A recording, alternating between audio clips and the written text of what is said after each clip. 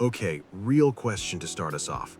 Why is it that no matter where you go on this planet, there's always at least one Japanese car nearby that looks like it should have died years ago, but just refuses to quit? You mean the ones that look like they've been through a breakup, three owners who did zero maintenance, a questionable oil change schedule, and maybe a small fire, and they still start up like, yeah, and? Exactly those. And it's not even rare, it's everywhere. Africa, Southeast Asia, the Middle East, North America, Japanese cars are just there. Menacingly reliable. That's the thing.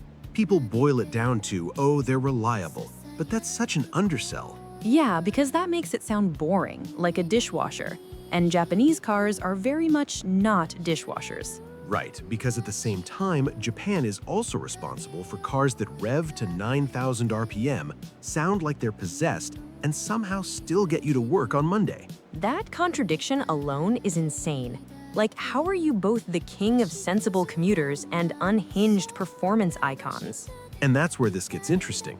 Japanese car brands didn't just stumble into this reputation, they earned it through a mix of necessity, obsession, and some very weird historical timing. So this isn't just, here's Toyota, here's Honda, they're good, the end.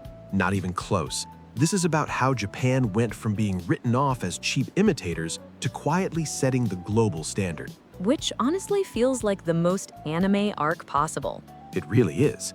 Underdog start, relentless training montage, accidental power-ups, and suddenly everyone's chasing them. I have a bad feeling about this because I already know I'm gonna rethink every car opinion I've ever had. That's kind of the goal.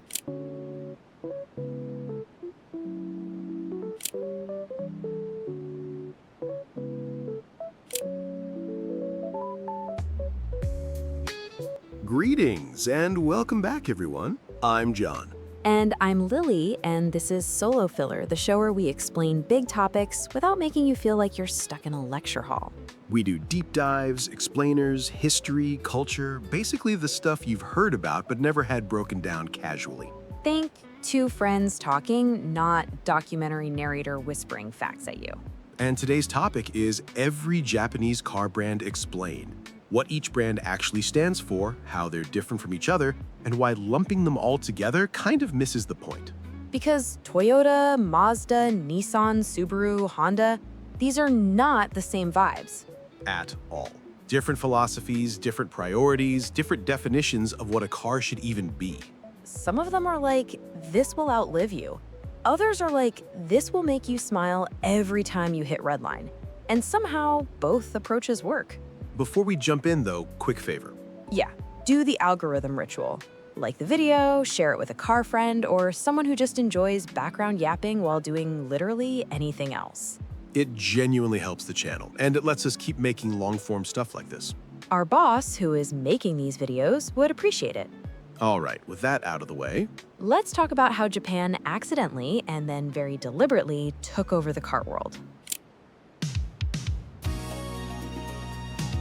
So, Chapter 1, before we even touch specific brands, we gotta talk about how Japan got here in the first place, because none of what Japanese cars are known for today makes sense without the setup.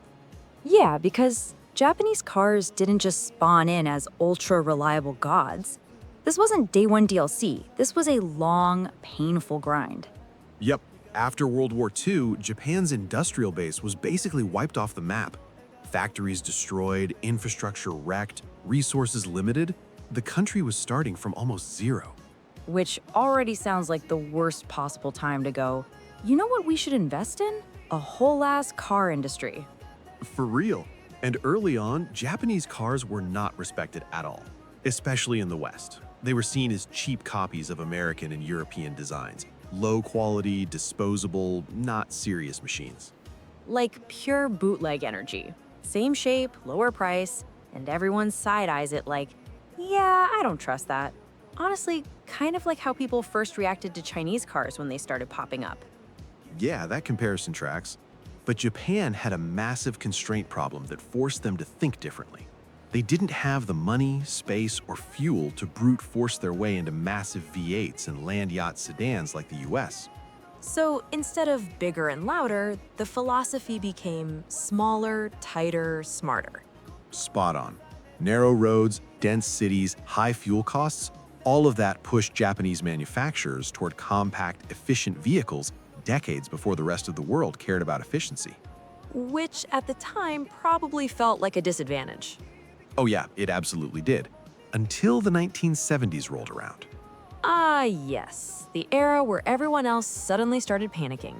The oil crises hit, fuel prices exploded, and overnight, those big, fuel-hungry cars became a financial nightmare. Meanwhile, Japan's just standing there like, so you want cars that sip fuel and don't fall apart? Yep, that was the accidental turning point. Japanese cars were already built for efficiency and longevity, not because it was trendy, but because it was survival. So the rest of the world basically walked straight into Japan's home meta. Yeah, that's the wild part. And here's the other huge factor: quality control. Japanese manufacturers became absolutely obsessive about process. Obsessive how? Like spreadsheets, clipboards, and passive-aggressive notes? More like, if something's wrong, stop the entire factory line until it's fixed levels of obsessive. That's actually unhinged. It really is, but it worked. Instead of fixing problems after cars were built, they designed systems where defects weren't allowed to move forward in the first place. So reliability wasn't a bonus feature, it was baked into the DNA. Yeah, and over time, that mindset flipped the global reputation. Japanese cars went from cheap and questionable to dependable and boring, and eventually to dependable but actually kind of awesome. Which is honestly one of the biggest glow-ups in automotive history. No argument there. And once that trust was locked in, Japanese brands finally had breathing room. Uh-oh. Performance cars, weird engineering experiments, engines built way stronger than they needed to be, stuff they couldn't afford to mess with earlier. So they went from survival mode to, okay, what if we had fun with this? Yeah, that's it. So the Chapter 1 takeaway is simple. Japan didn't win because they were flashy. They won because discipline was forced on them. Scarcity did the training arc. Dead on. Scarcity shaped everything, and that discipline turned into dominance. And once credibility was earned? That's when individual brands started showing personality. Which means... Next chapter, we stop talking about the system and start talking about the players. Oh boy, time to meet the car brands behind the legend. Okay, Chapter 2. If Japanese cars are a system, then Toyota is the blueprint. Everything else branches off from what Toyota figured out. Which is funny because people talk about Toyota like it's just the default option, like white rice, no seasoning, just there.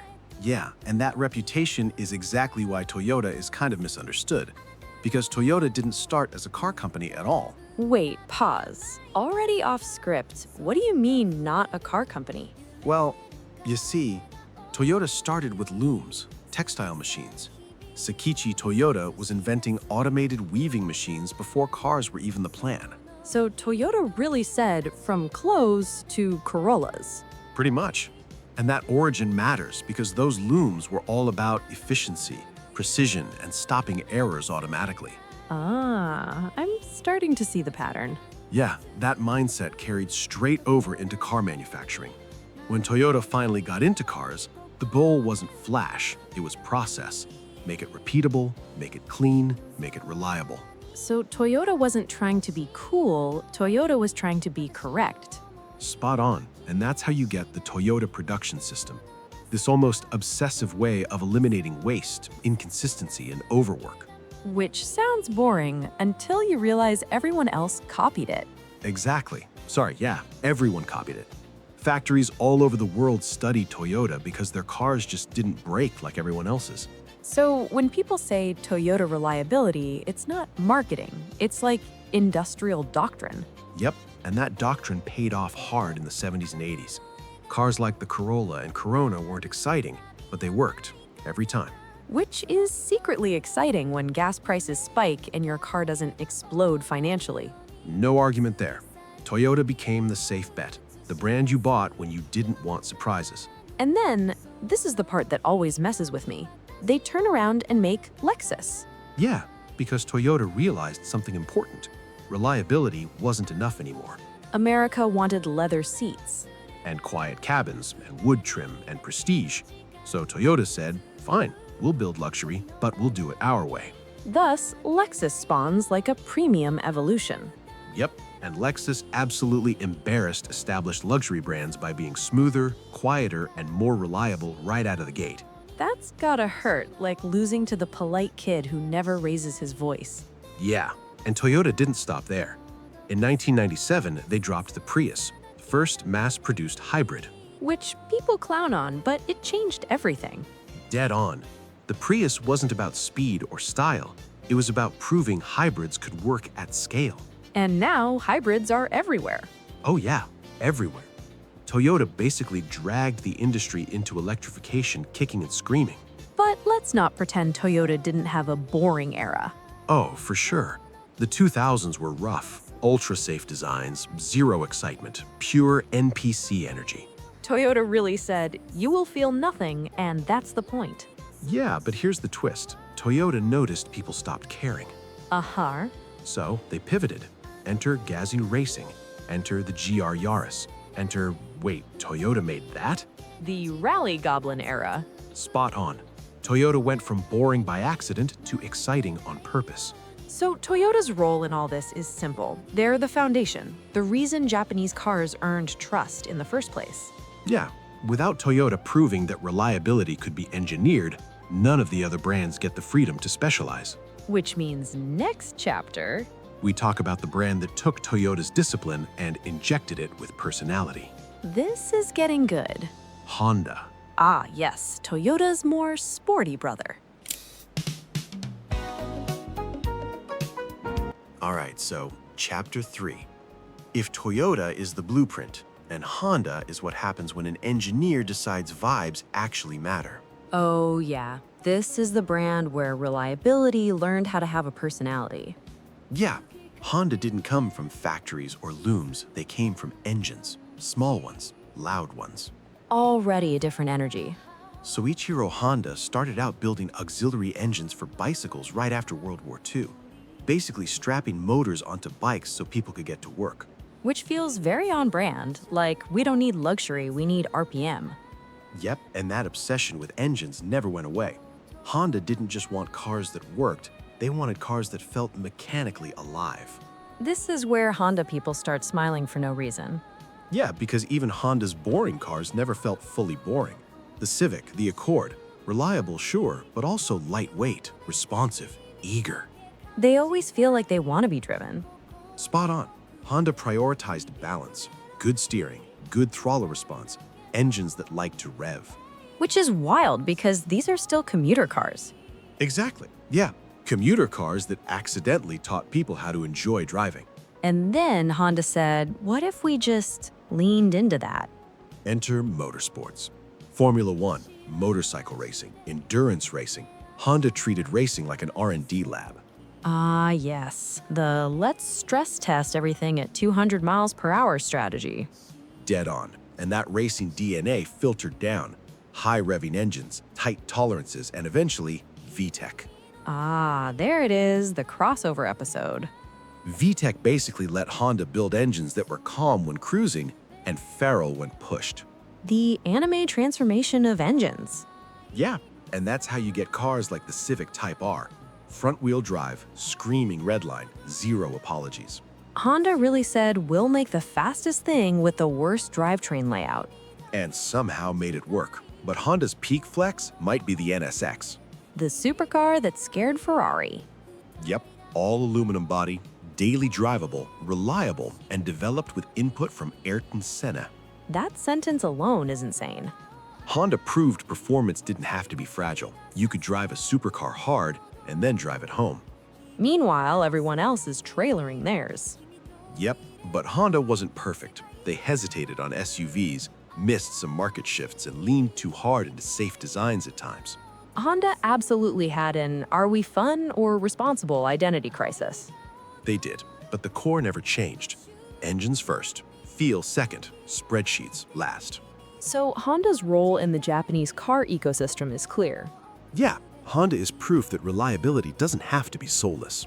It can scream at 8,000 RPM. And that brings us to the next chapter. I think I know who you're talking about.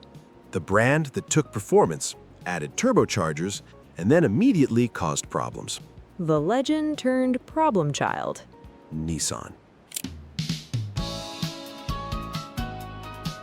Now, Chapter 4, Nissan, the brand that somehow managed to be both legendary and frustrating at the exact same time.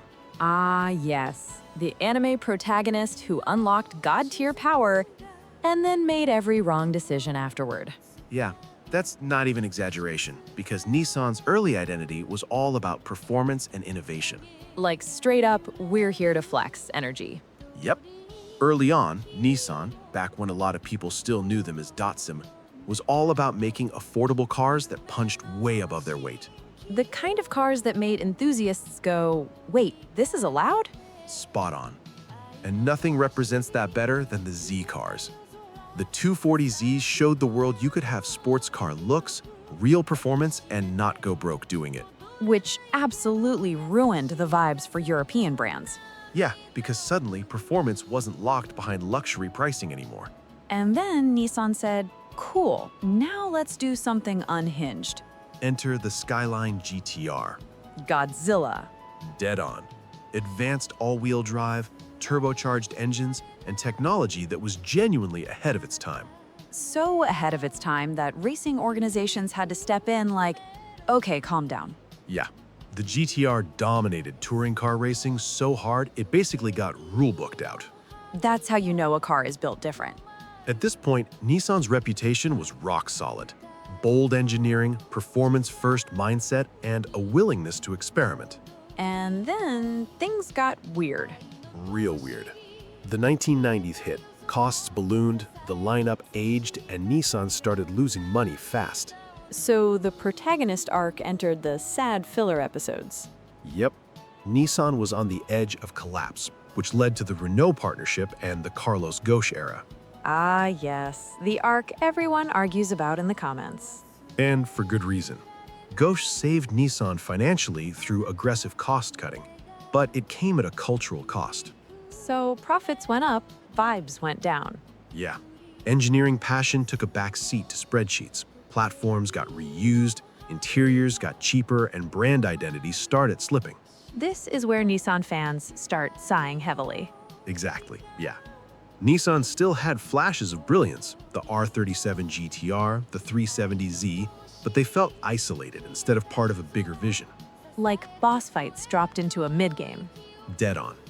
And then there was the Leaf, one of the first mass-market EVs. Which is wild because Nissan was early and then just stopped pushing. Yep. They pioneered, hesitated, and got past. So Nissan's story is kind of tragic. It is, because Nissan proved how good Japanese performance engineering could be, and also how fragile a brand becomes when direction disappears. Legend turned cautionary tale. But, and this matters, the potential never left. Which makes the disappointment worse. Exactly. Yeah. Nissan is the reminder that innovation alone isn't enough. You need consistency and vision. So where does that leave us next? Next, we talk about the brand that chose a completely different path. Interesting. The quiet rebel. The artsy one. The little brother who went to school in Europe and said, I want to be different. Yep. Next is Mazda. All right, Chapter 5, Mazda. The brand that looked at everyone else chasing size, volume, and quarterly numbers and said, nah, I'm gonna be weird on purpose. Interesting. Okay, go on. Because Mazda always feels like the artsy kid in a room full of accountants. Yep, and that's not accidental. Mazda didn't even start as a car company. They started with cork, actual cork, bottle stopper cork. From cork to cars. That already explains a lot, actually. Exactly. And when Mazda moved into vehicles, they never really followed trends. They zigged when everyone else zagged. Hell yeah, this already feels like a bad business decision. It was, on paper. Their defining obsession? The rotary engine. There it is. The pain. Yep. While everyone else stuck with pistons, Mazda said, what if the engine spun instead? High revs, smooth power, compact size, and absolutely cursed fuel efficiency. So beautiful, misunderstood, and financially irresponsible. Spot on. Rotary engines drank oil, drank fuel, and stressed owners out. But man, did they feel special. Nothing sounds like one. It's not loud, it screams like it's trying to escape reality. Exactly. RX-7, RX-8, cars people still obsess over even though they know the risks. That's real love, or Stockholm Syndrome. Probably both. And Mazda doubled down so hard they took the Rotary to Le Mans and won. First Japanese manufacturer to ever do it. Which is insane considering how niche that engine is. Like winning a marathon in flip-flops. Dead on. But Mazda wasn't just about engines, they were about feel, driver connection above all else. This is where the horse and rider thing comes in, right? Yes, Jinbaitai. The idea that the car should move as an extension of the driver. Continue, because this is why Mazdas always feel lighter than they are. Exactly. Steering feel, balance, simplicity, and that philosophy peaks with the Miata. Ah, hell yeah, the GOAT. Yep, the MX-5 Miata is the best-selling roadster of all time. Not because it's fast, but because it's honest. No gimmicks, no pretending, just vibes. Yes, lightweight, rear-wheel drive, perfect balance. Mazda basically said, what if fun didn't need horsepower? Meanwhile, everyone else was adding weight, screens, and fake engine noises. Spot on. Mazda kept things simple and paid the price for it. Staying small meant staying vulnerable. No giant corporate safety net. Exactly. Their 1990s attempt at multiple luxury sub-brands collapsed right as Japan's economy crashed. That timing is criminal, like actually cursed. Yep. But instead of folding, Mazda pivoted again. They leaned into design, interiors, and driving feel, quietly creeping into near-premium territory. Which explains why modern Mazdas feel way nicer than they have any right to. Exactly. Clean interiors, minimalism, good materials, but without luxury brand prices. So they're premium, but like politely. Yes, Mazda isn't chasing volume, they're chasing identity. And honestly, respect. Mazda proves you can survive by being different, even if it's harder, riskier, and slower. The rebel that never sold out. And next up, we talk about a brand that went all in on one idea. Does this brand share a name with a certain anime character who can revive after dying in a loop until he gets things right? I think I know who you're talking about, and yeah, technically. But this brand is well known for being all about all-wheel drive all the time. Say less. Next is Subaru. So now we enter Chapter 6, Subaru. The brand that looked at the entire car industry and said, what if we just never stop using all-wheel drive? Interesting. Okay, go on, because Subaru people are a specific breed of human. Yep, Subaru didn't try to be everything to everyone. Early on, they picked one lane and then welded themselves into it. That lane being snowstorms, muddy trails, gravel roads, and places where normal cars start praying. Exactly. Subaru's entire identity is built on two pillars, boxer engines and symmetrical all-wheel drive. Continue, because half the audience nodded and the other half just heard magic words. Fair. Boxer engines sit flat and low, which lowers the center of gravity. Combine that with balanced AWD and you get stability that feels unfair. So Subaru cars feel planted, like aggressively confident. Spot on. That setup made Subarus incredible in bad conditions, and that reputation spread fast. Which explains why every Subaru ad looks like it was filmed during a snowstorm, a rainstorm, or a hiking trip that got out of hand.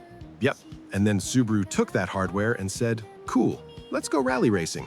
Ah, hell yeah, this is where things get loud. The Impreza WRX and WRX STI dominated rally stages in the 90s. Turbocharged, AWD, spooling noises, dirt flying, absolute chaos. Blue paint, gold wheels, the exhaust was popping like gunfire. Exactly, yeah. Subaru became a rally icon even for people who never watched rally. Which is wild because most Subarus you see are just wagons with roof racks. Yes, and that's the magic. Sleeper energy. Grocery getter on the outside, rally car energy on the inside. Ah, the WRX ownership fantasy. Dead on. And Subaru leaned into that duality hard. Outback, Forester, Crosstrek, rugged, practical, safe. Every Subaru comes pre-installed with a dog, a kayak, and a vague sense of adventure. Spot on. Subaru basically mastered lifestyle branding before it was cool. But okay, continue, because there's always a downside. Yep, boxer engines are great until they're not. Maintenance can be rough, repairs are expensive, and when something fails, it really fails. Ah, yes, the head gasket arc. Exactly. Subaru reliability comes with fine print and a service manual. So it's dependable if you love your mechanic. Yeah, treat them right, keep up on maintenance, and they'll last forever. Neglect them, and they'll punish you emotionally and financially. That explains the trauma bonding. Exactly, yeah. And despite all that, Subaru owners are insanely loyal. Like, I'll buy another one even after this one hurt me. Dead on. Subaru isn't chasing dominance, they're chasing trust and repeat buyers. And honestly, they found their people. They did. Subaru proves that committing fully to one philosophy, even with flaws, can carry a brand for decades. AWD till the wheels fall off. And next up, we talk about a brand that once ruled rally, The one that made one of the deadliest planes in World War II. and then absolutely lost the plot. Does it start with an M and end with a Bishi? Yeah, because next is Mitsubishi.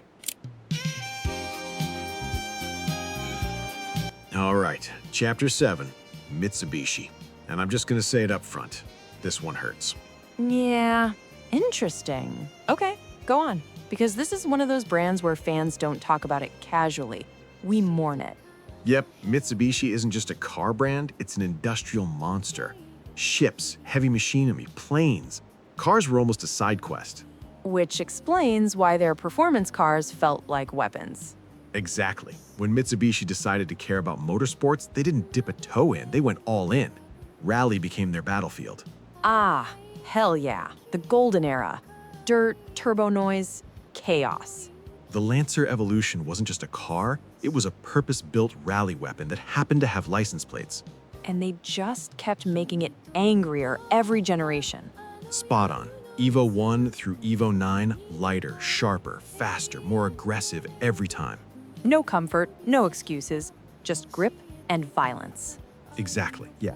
Mitsubishi didn't care if it was harsh, it was built to win. And when it did, championships, domination, legendary drivers, the Evo wasn't hype, it had receipts. Dead on. And let's not forget the rivalry. Evo versus WRX, the debate that ruined friendships.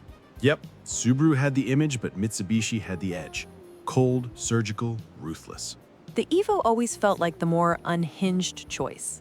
Exactly. And it wasn't just rally. The Pajero was out here winning Dakar like it was built for suffering. Mitsubishi vehicles didn't just survive abuse, they expected it. Spot on. At this point, Mitsubishi's brand was toughness, engineering confidence, and motorsport credibility. So, how do you mess that up? Oh man, this is where it goes downhill. Corporate mismanagement, cost cutting, and then the scandals. Yeah, the fuel economy cheating stuff. Exactly. Trust evaporated overnight, sales tanked, the suits panicked. And motorsports was the first thing on the chopping block. Yep, rally programs cut, development halted, and then the unthinkable. Say it. They killed the Evo. Yeah, that still hurts. Dead on. One of the greatest rally-bred cars ever made, gone. No successor, no send-off. Just silence. By the 2010s, Mitsubishi went from performance icon to rental car core. From rally monster to airport shuttle. Exactly, yeah. Survival mode kicked in hard. Enter the Nissan Alliance. The we need help arc. Yep, Mitsubishi joined the Renault-Nissan Alliance to stay alive. So the brand didn't die, but it had to become something else. Exactly. SUVs, crossovers, plug-in hybrids, the Outlander PHEV became the new lifeline. Which feels insane when you remember the Evo existed. Spot on. Mitsubishi today is cautious, conservative, and allergic to risk. The exact opposite of what made them legendary. Yeah, and that's the tragedy. Mitsubishi proved how dominant Japanese rally engineering could be and then walked away from it. A legend that faded instead of falling. But the legacy still matters. And the grief never really goes away. Next chapter, we shift gears hard. Oh, Small cars, big impact, absolute chaos in tiny packages. Grand Vitaras, Jimneys, and cheap, small, and reliable. Yep, next is Suzuki. Okay, Chapter 8, Suzuki.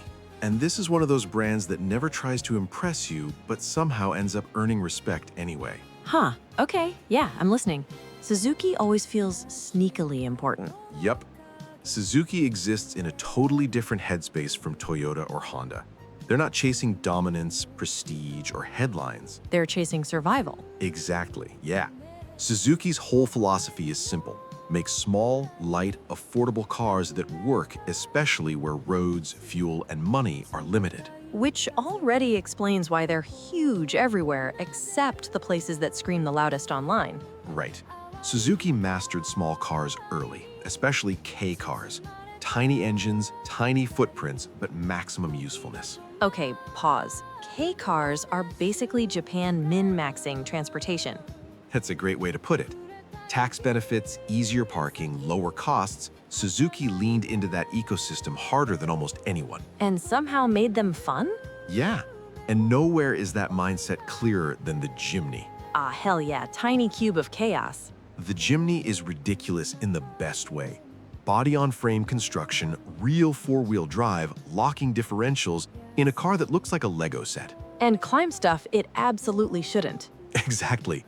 It embarrasses full-size SUVs that cost 3 times as much and still panic when the pavement ends. That's deeply funny. Suzuki didn't try to make the Jimny luxurious. No fake toughness, no mall crawler energy, just real capability. No giant screens, no leather everywhere, just traction and vibes. Yep.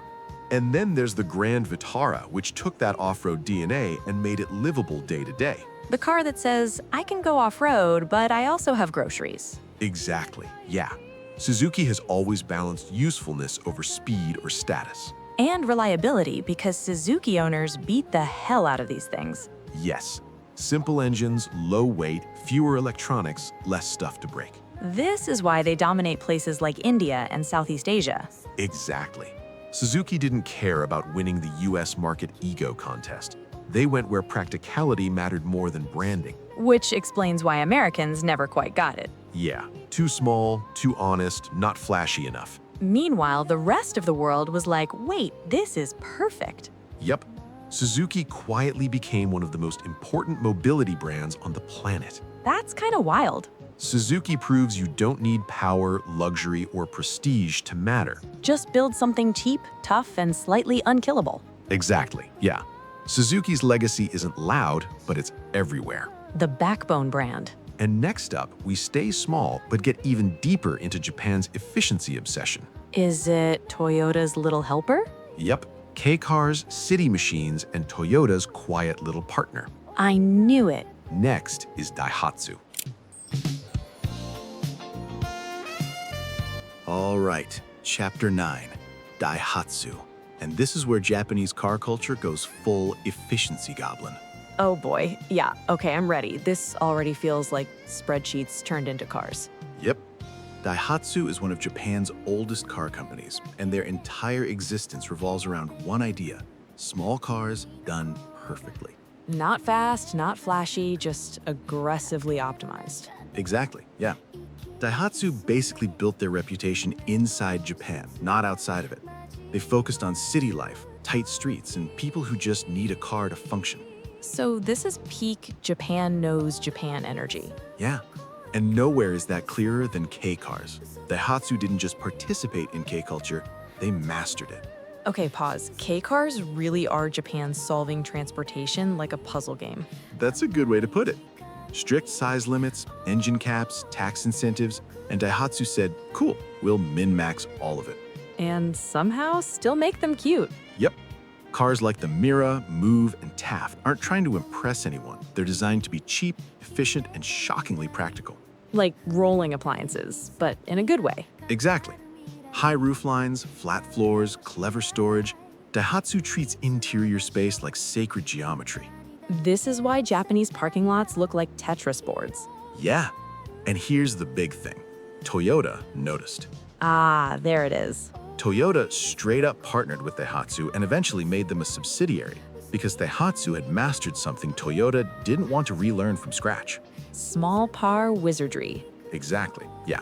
Daihatsu became Toyota's secret weapon for small cars, K cars, and budget platforms. So when people buy a Toyota mini car, There's a solid chance Daihatsu fingerprints are all over it. that's kind of hilarious. Yep. Daihatsu doesn't get hype, but they shape everyday life in Japan more than most brands. And nobody outside Japan even notices. Exactly. Daihatsu isn't here for clout. They're here to keep cities moving. So Daihatsu's role is basically The quiet backbone of urban mobility. the NPC class that actually runs the game. Yeah. And when you combine Daihatsu's efficiency brain with Suzuki's toughness, That's Japan's small car dominance in a nutshell. next up, we leave the tiny cars behind.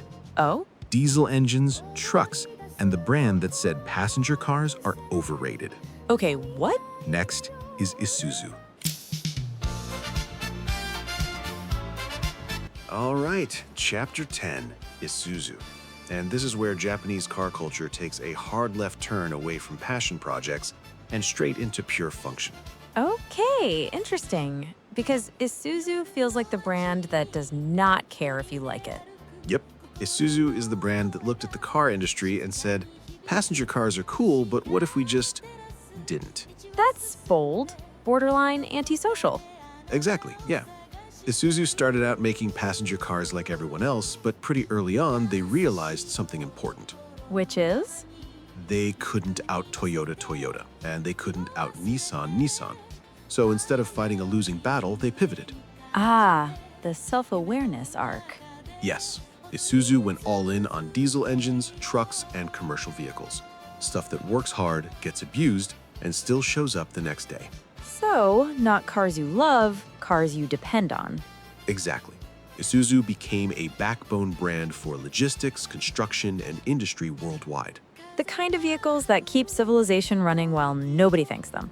Yep, their diesel engines earned a reputation for being stupidly durable. High mileage, low drama, minimal complaints. The opposite of flashy. Exactly, yeah. And here's the funny part. Isuzu actually made some really cool passenger cars back in the day. Wait, what? The 117 Coupe, the Piazza, even the Impulse, styled by Giorgetto Giugiaro. Legitimately beautiful cars. Why does nobody talk about this? Because Isuzu walked away from it, they chose trucks over clout. That's kind of respectable. Yeah, instead of chasing shrinking margins in passenger cars, Isuzu doubled down on what they were best at. So that explains why you see Isuzu trucks everywhere once you start looking. Exactly. Southeast Asia, Africa, Australia, Isuzu is everywhere. Durability matters more than image. So Isuzu isn't loud, but it's global. Yep, and that focus kept them alive while other brands burned cash chasing trends. So Isuzu's role in the Japanese car ecosystem is basically The specialist, the brand that said, we'll do one thing and do it better than anyone else. no drama, no identity crisis. Exactly, yeah. Isuzu proves that you don't need excitement to be essential. Just reliability and a job to do. And next up, we end on the weirdest note possible. Oh, really? Who? Hand-built cars, retro styling, and pure main character energy. So, Next is Mitsuoka. All right, Chapter 11, Mitsuoka. And yeah, this is where everything gets weird in the best possible way. Oh, hell yeah. Okay, I'm locked in. Mitsuoka already sounds like a side quest. Yup, Mitsuoka is not a normal car company. They're small, boutique, and deeply unconcerned with what the market thinks is reasonable. So, immediately iconic behavior. Exactly, yeah. Mitsuoka started as a coach builder, not a mass manufacturer, meaning they don't build cars from scratch, they take existing platforms and completely reskin them. So, like cosplay, but for cars. That's actually perfect. Mitsuoka takes normal, sensible Japanese cars and turns them into rolling throwbacks. And not subtle ones either. Nope, full retro. Long hoods, round headlights, chrome everywhere, cars that look like they time traveled in by accident. I love it already. Models like the Vute, basically a modern Nissan turned into a fake Jaguar, or the Ryuki, which looks like it belongs in a 1930s detective movie. These cars absolutely have main character energy. Exactly, and that's the point. Mitsuoka isn't about performance, efficiency, or mass appeal. They're about vibes. Yes, pure vibes. Owning a Mitsuoka means you want to stand out, even in a country where standing out is usually avoided. That alone feels rebellious in Japan. It is. And then there's the Orochi. Ah, the monster. The Orochi is one of the strangest supercars ever made. Organic, alien styling, like a melted creature more than a machine. It looks alive and slightly offended. Exactly, yeah. Underneath, it's using reliable Japanese hardware, but the exterior is pure chaos. So Mitsuoka said, what if reliability, but unhinged? Pretty much. And that's why Mitsuoka survives. Small batches, hand-built cars, niche buyers. They're not chasing profit, they're chasing expression. Yes, Mitsuoka proves Japanese car culture isn't just efficiency and discipline. It has room for art. Weird art. Exactly, yeah. And that's why ending on Mitsuoka matters. Because after all the logic, reliability, and optimization, Mitsuoka still made room for the oddballs. honestly, that rules. And that brings us to the end of the brands. Okay, that was a journey. Hold up, before we wrap this up, we gotta talk about the sub-brands. Because Japanese car companies don't just make cars, they make alter egos. Oh, okay, yeah, this is where things split personalities. Yep. Sub-brands exist because the main brand can't do everything without confusing people. Like showing up to work in a suit and then suddenly doing donuts in the parking lot. Exactly, yeah. So Japanese manufacturers said, cool, we'll just make another brand for that. Honestly, clean solution. Let's start with Toyota, because of course we do. Naturally. Lexus exists because Toyota wanted luxury, but without breaking the reliable appliance image. So Toyota said, same brain, better couch. Pretty much. Lexus is quiet, smooth, insanely reliable, and almost aggressively polite. Luxury without drama. Exactly. And then Toyota made GR, Gazoo Racing. Ah, hell yeah, the personality flip. GR is Toyota admitting they like fun, loud fun, rally fun, track day fun. So Toyota during the week, unhinged on the weekend. Yep, same engineers, different energy. Okay, continue. Honda did the same thing with Acura. Acura, luxury Honda, but slightly smug. Exactly, yeah. Acura let Honda sell performance and tech without losing the practical daily image. The brand that lets Honda flex quietly. And then there's Nissan. Oh boy. Infiniti exists because Nissan wanted luxury, but also didn't want to explain itself. That tracks. Infiniti has had identity issues, but the goal was clear: comfort, power, and prestige without Nissan baggage. Results mixed. Fair. Mitsubishi never really pulled this off cleanly. Yeah, Evo was the sub-brand. Exactly. Subaru didn't need one either. Because Subaru is the sub-brand. That's honestly true. Mazda too. Yeah, Mazda said we'll just be weird ourselves. Suzuki and Daihatsu? They're already niche, no mask needed. Exactly, yeah. Sub-brands are Japan's way of letting different personalities exist without breaking trust. Different moods, same discipline. And that's why they work. Honestly, this explains a lot. Yeah, and now we can actually wrap this up. Okay, yeah, that was the missing piece. So now let's pull this all together. Not an outro, just the big picture. Yeah, because after all that, there's a pattern, a really clear one. Exactly, yeah. Every Japanese car brand we talked about solved the same problem from a different angle. And that problem is simple. How do you make people trust a car? Toyota answered that with systems, process, discipline. Cars that work everywhere for everyone all the time. Honda answered it with engines and feel, machines that make driving enjoyable without sacrificing reliability. Nissan chased performance and innovation hard, proved what was possible, and also showed what happens when direction slips. Mazda said driving should feel human, even if that meant taking the harder path. And Isuzu basically said, cool story, now let's keep the world running. Trucks, diesel, commercial workhorses. No glamour, just durability. Yep, Isuzu is the brand you don't romanticize until you realize half the stuff you buy exists because an Isuzu truck delivered it. Subaru committed to one idea, AWD and stability, and built a cult-level trust around it. Mitsubishi showed how dominant Japanese engineering could be in motorsports and how painful it is when that identity disappears. Suzuki and Daihatsu focused on small, affordable, honest cars, quietly keeping entire regions moving. And Mitsuoka proved that even in a culture obsessed with efficiency, there's still room for art and expression. Different brands, different personalities, same foundation. Discipline. Exactly. Yeah, Japanese cars aren't trusted because they're exciting. They're trusted because they're intentional. Every decision feels deliberate. Reliability wasn't the marketing, it was the baseline. Everything else was built on top of that.